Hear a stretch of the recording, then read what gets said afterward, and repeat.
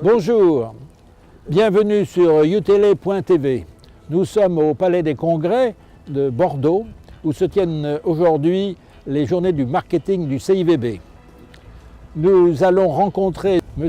César Compadre, notre confrère à Sud-Ouest, le spécialiste du vin, bien connu par tous les amateurs et les producteurs de Bordeaux, qui retrace l'évolution des acheteurs chinois sur le marché bordelais, les raisons pour lesquelles ils investissent en Chine, car à Bordeaux, nous explique-t-il, tout est à vendre.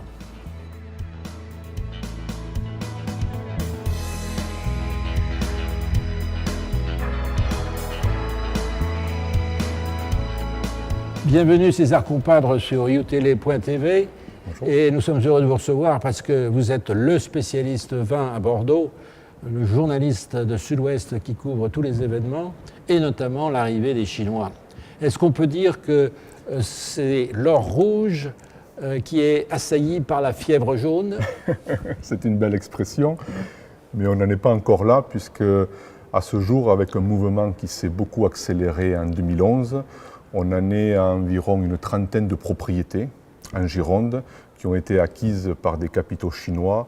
Et je rappelle qu'en Gironde, il y a à peu près 7000 exploitations. Donc c'est un mouvement important, mais qui reste encore, disons, marginal au niveau des chiffres. Donc il n'y a pas péril dans la demeure? Il n'y a pas péril dans la demeure. Mais est-ce qu'on peut dire que les Français sont inquiets ou pas? Je ne pense pas. Parce qu'on en parle partout en ce moment. Alors, on en parle beaucoup partout parce que la Chine est devenue la deuxième puissance mondiale, que la Chine est un pays très important pour l'économie française et que la Chine commence à acheter des châteaux à Bordeaux. Mais il faut dire d'une manière générale que le vignoble, en dehors des grands crus, est plutôt en difficulté économique.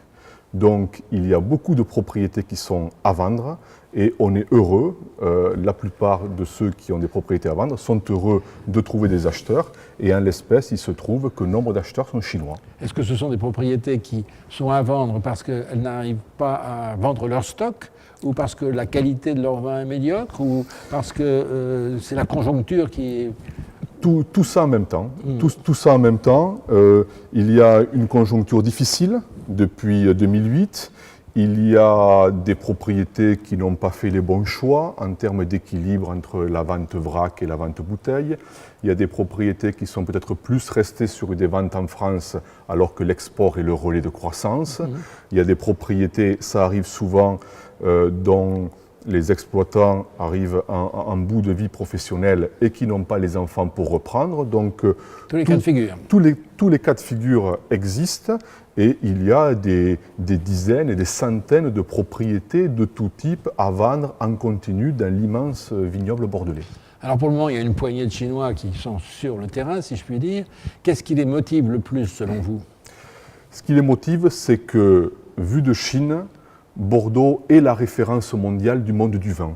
Donc, globalement, ce sont des gens qui connaissent peu le secteur, donc ils vont là où il y a une sécurité.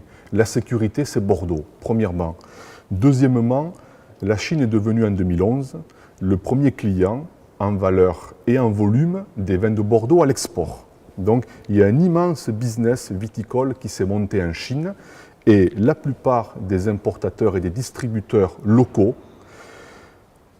aimeraient s'assurer quelque part un approvisionnement en termes viticoles et ils franchissent le pas, ils viennent jusqu'à acheter des propriétés en Gironde pour avoir leur propre production et être en direct, si j'ose dire, du producteur au consommateur et ce à 9 ou 10 000 km de distance. Est-ce que ce sont des vins qui ne passent plus par la place de Bordeaux, comme on dit? La plupart des 30 propriétés, de la trentaine de propriétés, parce qu'il y en a tous les jours qui arrivent, donc restons prudents, la trentaine de propriétés, ce sont des propriétés qui à ce jour n'ont pas de notoriété particulière, n'ont pas de connaissances internationales reconnues, et donc ils ne passent, la plupart d'entre eux, ils ne passent pas par la place de Bordeaux. D'accord, c'est les grands crus surtout. C'est les grands crus qui passent, il y en a d'autres qui passent, mais il faut dire que ces propriétés dont on parle, moi je les découvre tous les mois puisque je suis ces questions-là au jour le jour, Et je dois dire que sur la trentaine de propriétés achetées à ce jour par les Chinois, si j'avais entendu parler de 3 ou 4, c'est le bout du monde. Donc les autres, c'est toujours des noms que je découvre quand on indique que ces propriétés ont été achetées par des Chinois. Ce sont des propriétés de faible notoriété. Pas chères. Est-ce que Sud-Ouest envisage une édition en mandarin? À ce jour, non. Mais dans le grand groupe Sud-Ouest, nous avons un magazine qui s'appelle Terre de Vin. Et ce magazine Terre de Vin développe de nombreuses actions en Chine, et notamment sur le site internet, une version en mandarin. Vous-même, vous êtes allé en Chine combien de fois? Je suis allé 4 fois à Hong Kong. Uniquement à Hong Kong? Uniquement à Hong Kong. Qu'est-ce qui vous a frappé le plus auprès des acheteurs et des importateurs chinois? Quel genre de questions? Quelles sont leurs préoccupations? La France est le premier pays producteur et le premier pays consommateur au monde de vin. Quelque part, quand on parle de vin ici, il y a une espèce de lassitude. C'est comme les gens qui habitent à côté de la Tour Eiffel et qui ne se rendent pas compte de l'importance de la Tour Eiffel. Ce qui m'a frappé quand j'étais dans ces pays-là, c'est l'extraordinaire envie qu'ont les clients là-bas de s'approprier l'histoire, la connaissance des vins français en général et des vins bordelais, parce que ils sont considérés comme des produits qui font partie de la culture française et de l'art de vivre français.